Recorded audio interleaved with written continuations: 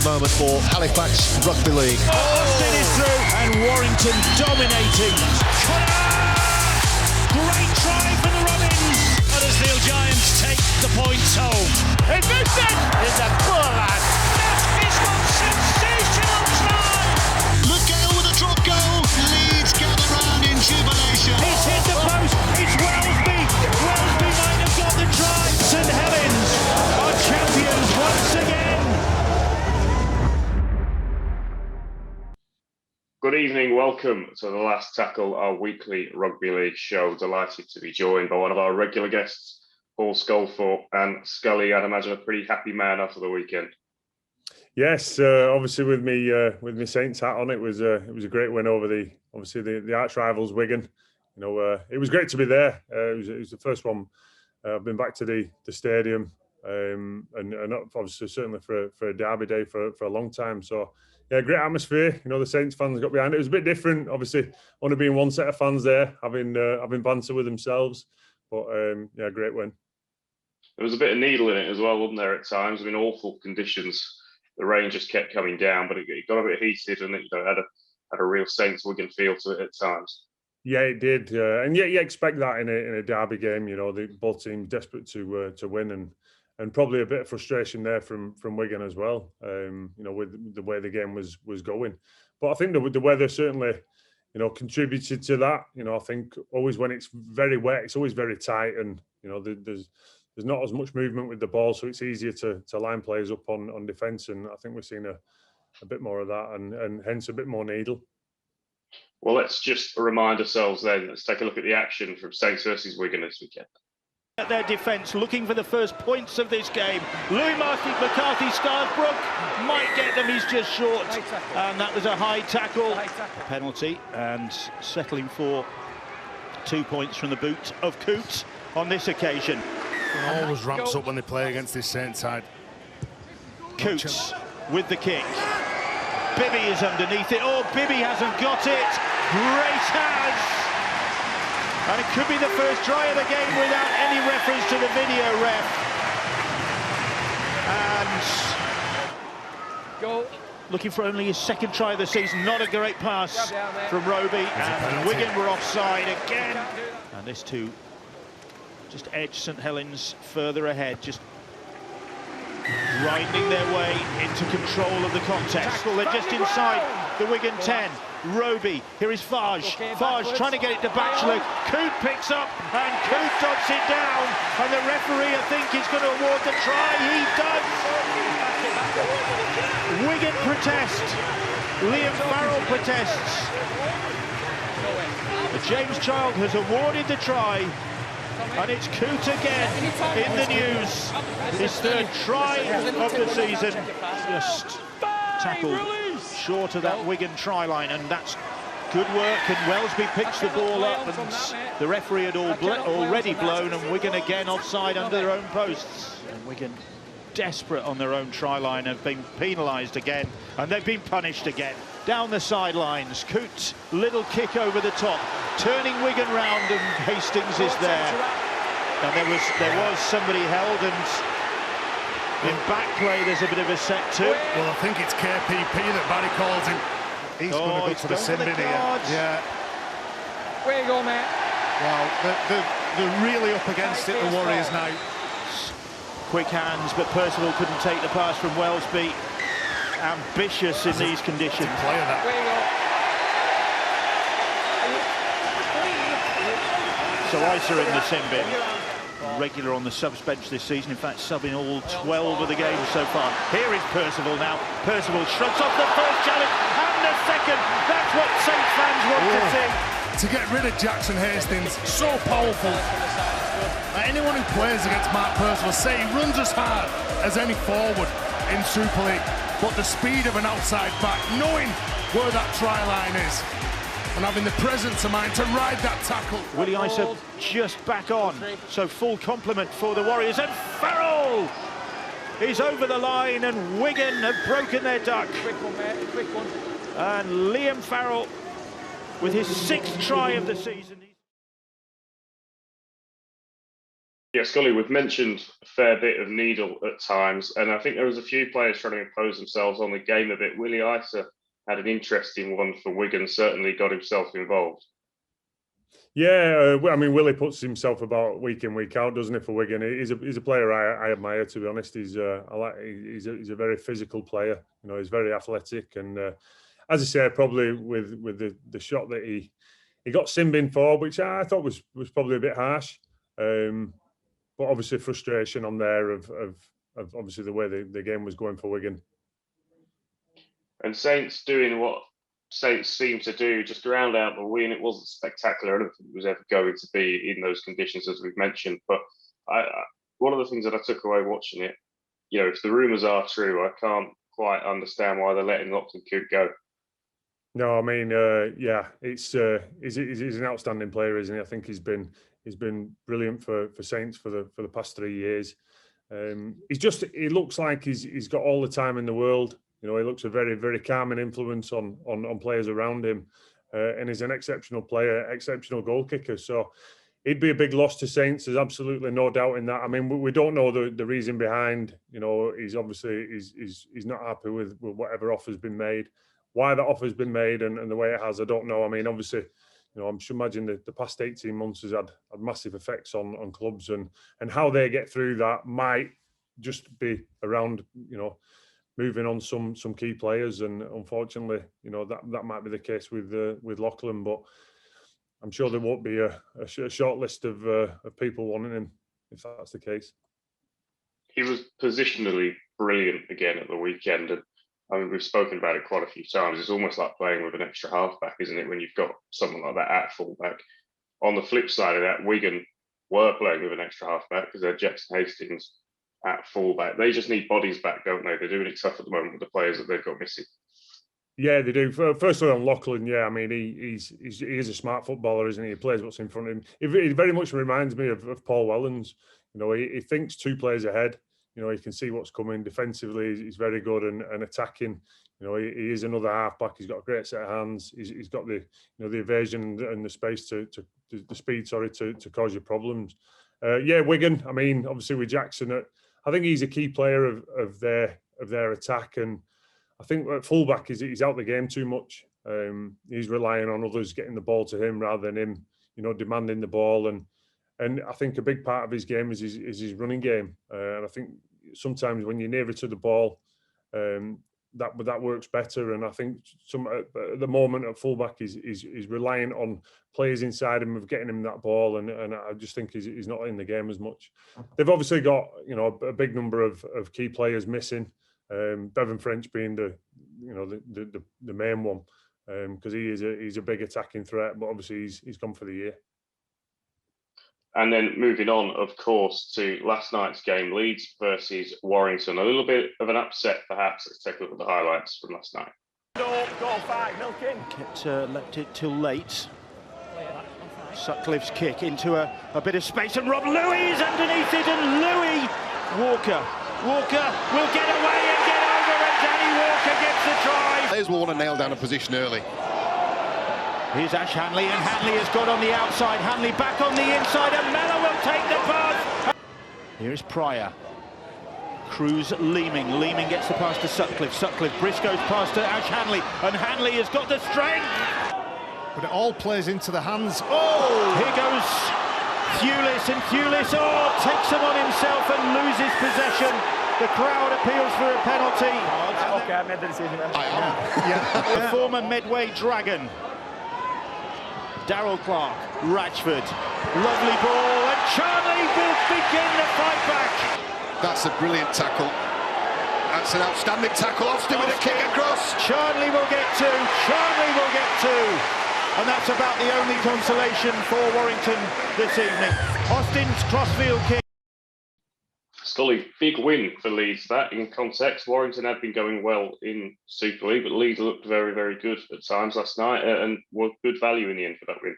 Yeah, they did. It was a massive win for Leeds, wasn't it? Right against the record books. You know, obviously Warrington coming off the back of 5 wins and 5 big wins. You know, some big scalps in them 5, including St Helens. But all credit to Leeds. You know, they got stuck into Warrington, and yet again, I think we've seen that inconsistency with Warrington. That, you know, is why they're struggling to win a championship. It is always that thing with Warrington, isn't it? And Steve Price in his last year still doesn't really seem to have perhaps worked it out, that whole consistency issue. And another team that's having to make big personnel changes and shuffle the pack quite regularly, but they're just a strange one. They can be brilliant one week and then very ordinary the next. Yeah, it's such a strange. I mean, I did the commentary for Warrington's game against Wakefield, and the defence was terrible. And then they went and beat Saints 6-2. You know, looked absolutely solid in D. Obviously, stopped Saints from scoring a try. And then again back to the inconsistency. And all credit to Leeds, though. You know, they come at Warrington, and certainly through the front row of Tom Holroyd and Mikolaj Ledsky, I thought were outstanding. You know, big fans of them two. You know, two who Leeds can probably build their team around for the next 10 years. You would have had obviously quite a close look at Mikolaj in the last couple of weeks being involved with England. There's a lot of talk about him. He's coming on leaps and bounds each year, it seems. Just how good is he? How good can he be?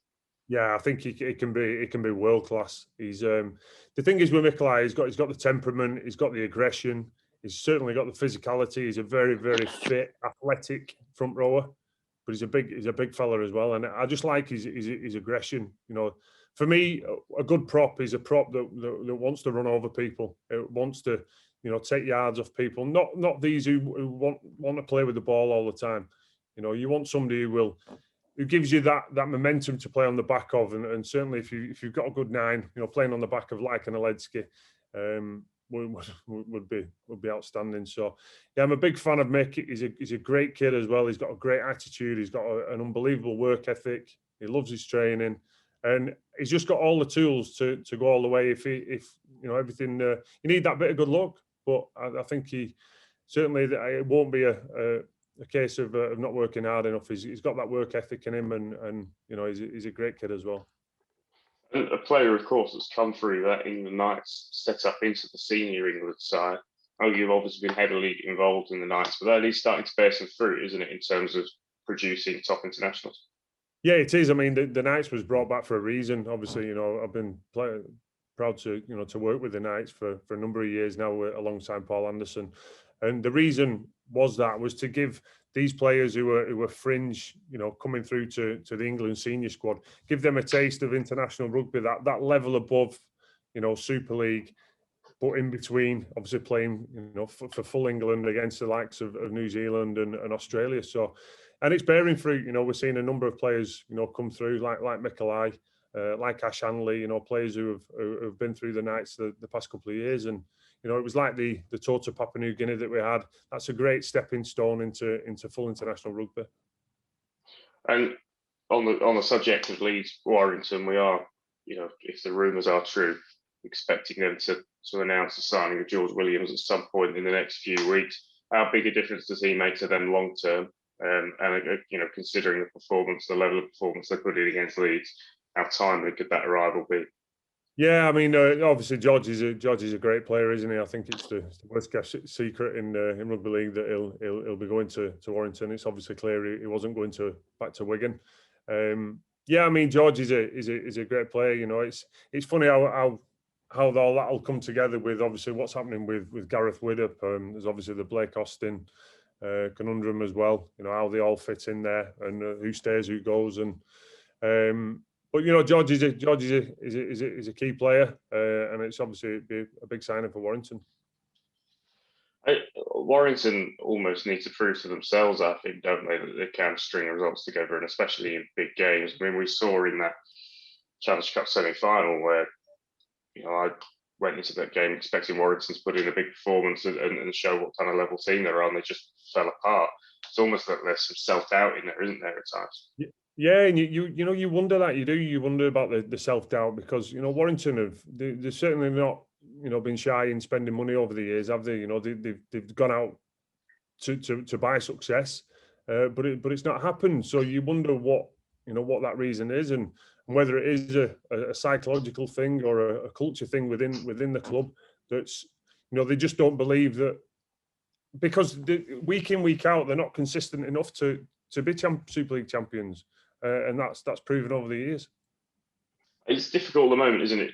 When you look at the league table, Catalan's obviously atop of it by 1 win, 10% in this new win percentage world that we live in. But when you've got some teams that have played 13 games and others that have played 10, as I say, it is obviously win percentage. It's quite difficult to work out exactly who the strongest teams are, I guess, at this stage. But the usual suspects are there. St Helens obviously in second, but every time that I watch Catalans play, Scully, I just come away from it very, very impressed. Yeah, they are. They're playing well, aren't they? I mean, they've only dropped 1 game, so far this year. I was looking at the table last night to try and, obviously see where the teams lay and obviously see what the difference is from like first and second, and that 10%. But it is only 1 win more than obviously the next team. But going forward, who knows what happens with fixtures and the thing is for teams to catch Catalan have got to lose. And at the moment, they're in great form. They've got some fabulous players, and mainly through that spine of the team. You look at Sam Tompkins, Arthur Morg, Josh Drinkwater, and obviously James Maloney is a big one, and Mickey McAlorum at 9. So key players, key organisers within the team, and a lot of strike. Well, let's turn our attention then to this weekend's games. I've spoken to Super League this morning. They have said that as it stands, we are looking at a full fixture list for this weekend, which is more than anything just a massive relief after the last few weeks. It's been carnage at times with some of the games that we lost. But it kicks off Friday night. We'll just be talking about them. Catalans are away to Leeds Rhinos. Leeds will be full of confidence, of course, after that win against Warrington, but this will be a tough test on Sky Sports. Court to kick off Friday night, Scully. Yeah, I think it'd be a great game, won't it? Obviously, Catalan, they're the form team in Super League at the moment, and as you said, Leeds at home, coming off the back of a big win against Warrington. So, a lot of young players in that Leeds side who I think will grow in confidence on the back of that performance yesterday. So, expect a good loud Leeds crowd, and it should be a great game. Catalans, I felt, have always been slightly suspect on the road. It's probably not surprising, really, the amount of travelling they do have to do, but they seem to have nipped that in the bud a little bit this year. And even though Headingley is a tough place to go, it'd be difficult to back against them at times. Yeah, definitely. Well, you'd have to say they're favourites going into the game just off what they've produced so far this year. And they seem to have maybe got used to the travel now. The funny Catalan, because they have years where they're inconsistent away, and then you've had other years where they've won all their away games and been inconsistent at home, and you just wonder why. And very much like Warrington, you wonder how you can be so good one week and then so disappointing the following week. But I think Catalan are the real deal, and I think I've said it numerous times on the show. I think they've probably got the best player in Super League at the moment is Sam Tompkins. Yeah, he's in outstanding form again. He's almost going through a bit of a renaissance, almost, sad, isn't he? You'd have been forgiven a couple of years ago for thinking that when he moved to Catalan, it might have been the beginning of the end of his career almost, but he's just reinvented himself again in that fullback shirt, and times after.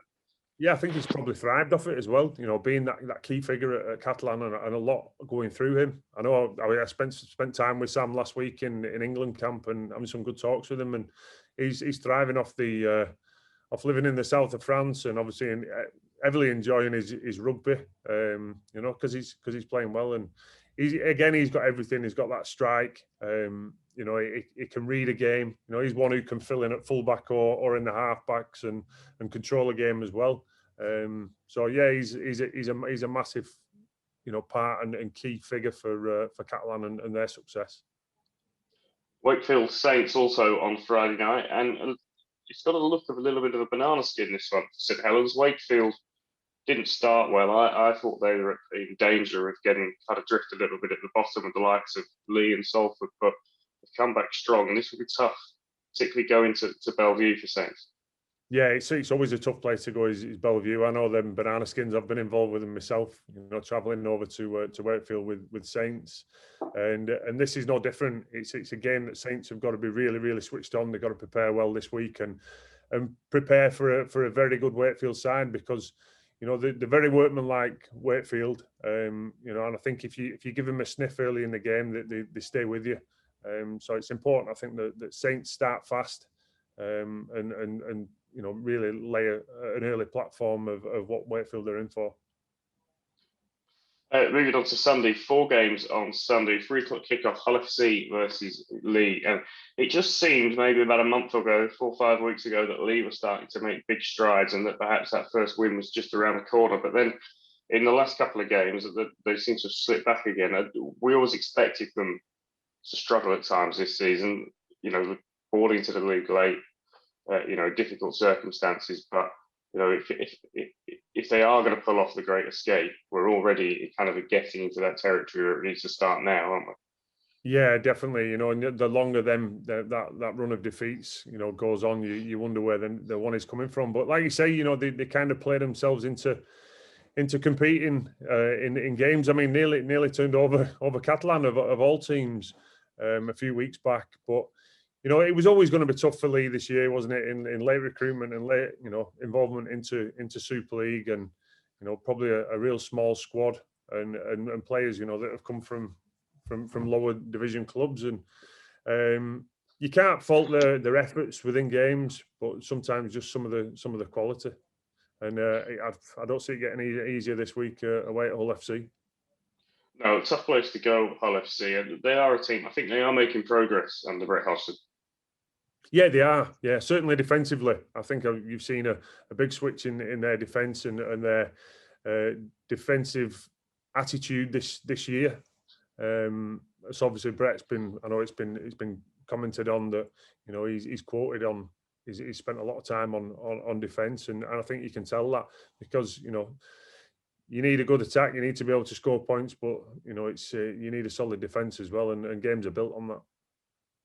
And then also on Sunday, 3 o'clock again, Hull KR versus Warrington. It seems like a while since we've seen Hull KR play, and they had been putting together some really good form, and they're such an enjoyable team to watch. Warrington obviously will be looking to bounce back from that defeat against Leeds, but this has got the potential, I think, to be a really good game. It could be a great game, because I think Hull KR will probably get a sniff after last night. The Warrington are wounded and hit them when they're down. It depends how Warrington react to that loss to Leeds. But as you say, Hull KR, they're going to be fresh. They might be a bit rusty because they've not played in a number of weeks, but they certainly up until the COVID break that they've just had, they were in great form.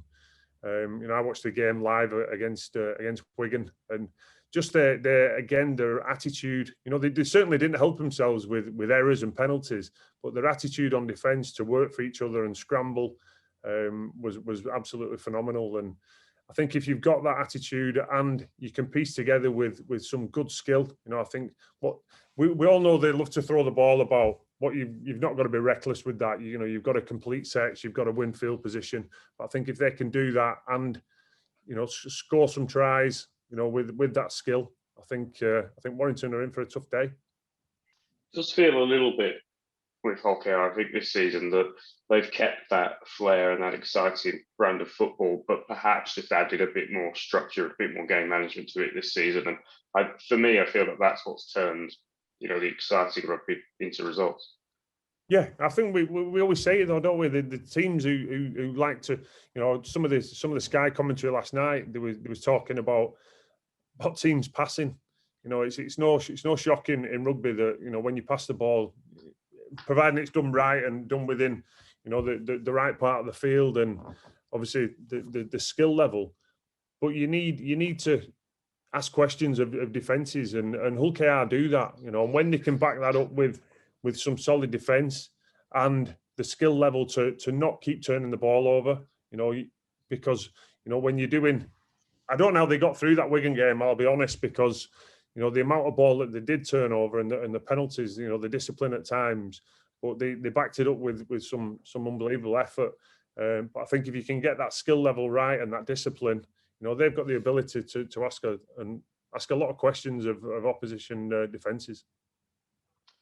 And then another 3 o'clock kickoff on Sunday, this one on Sky. And this is an interesting game. Wigan versus Huddersfield, 2 teams absolutely desperate for a win. Similar to, we were saying about Lee looking like they turned things around a little bit with some of their performances. Huddersfield looked like they turned it around a bit with some of their results a few weeks back, and it looked like Ian Watson started to get the wheels turning a little bit, but they've slipped again, and all of a sudden games like this become very, very big, don't they? Yeah, they do, and again, it's probably a good time for them to play against Wigan. I think they're coming off 5 defeats, and Huddersfield need to start winning as well. They've dropped a few points, and that'll be a one that hurt. Obviously, losing to Salford for Ian Watson. Again, that they'll certainly, predicted to win. Certainly the form that Salford were in at the time. So yeah, I don't know what's happened at Huddersfield at the moment, but they're certainly not in good form. And Wigan's probably biggest test this week, probably Adrian Lamb's biggest job between now and Sunday, is just restoring a little bit of calm and perhaps restoring a little bit of confidence as well to that team. Yeah, and there's a lot of young players in there, isn't there? Players who, certainly in the pack as well, who are probably doing it tough at the moment. We know that they're missing a number of key players, like Bevan French, like Zach Hardacre. So yeah, I mean Wigan, they've always got that ability, haven't they, to show that resilience and grind games through. But I think they just lack that bit of quality at the moment, and probably that has built after week over these 5 weeks of just a lack of confidence. And then rounding off the weekend, Castleford versus Salford. Now, is this the best time to play Cass if you're Salford, a week before a Challenge Cup final?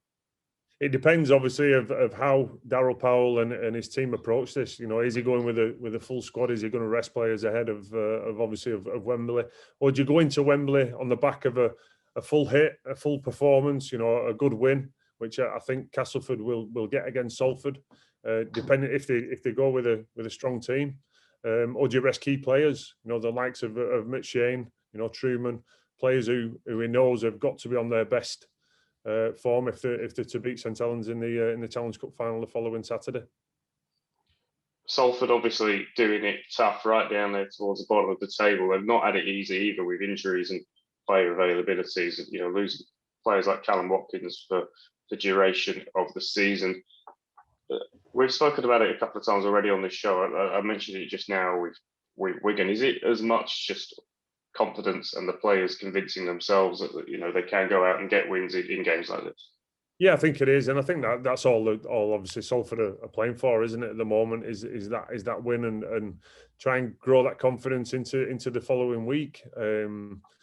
But again, Salford, they're capable of turning anybody over on their day. They've not got the biggest of squads, and they've lost key players as well. The likes of Kev Brown, who were real key for how the team plays, and big indicators on other players as well. So, they've done it tough. Obviously, new coach under Richard Marshall for the start of the year. A lot of players, leaving and new players coming in.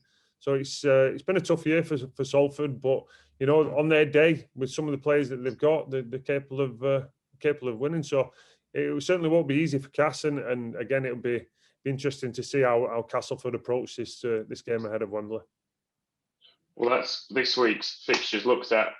Well, you've mentioned Wembley there. That leads us on nicely. We are, of course, about a week and a half away from the Challenge Cup final, and there's so many reasons why this is exciting this year. I mean, obviously, a cup final, Challenge Cup, there's so much romance about it, but 45,000 at Wembley for the final, which, in any other year, you'd probably say was a disappointing crowd, but it's going to be fantastic, isn't it, to see that many people at a Rugby League game again? It certainly is, and I think 45,000 people who will be making some noise. I think they'll be as excited as the players to be there, and I think it's going to be a great game as well. Castleford were probably a bit of a surprise to get there. The current form they was in, and obviously had some great wins in the earlier rounds of the Challenge Cup to get through to Wembley. And we all know Wembley finals are one-off occasions. You can pretty much throw the form book out the window, and it's who turns up on the day. Castleford have got a great side. Saints are obviously going to be favourites. They're the current Super League champions and up towards the top of the table, but that certainly doesn't guarantee you the win. Certainly not at Wembley for Saints as well. It has been a bit of a monkey on their back over the last decade or so. Is this? I guess this is the perfect opportunity, isn't it, to put that right? And they've certainly got no qualms or worries about winning big games after 2 grand finals in a row.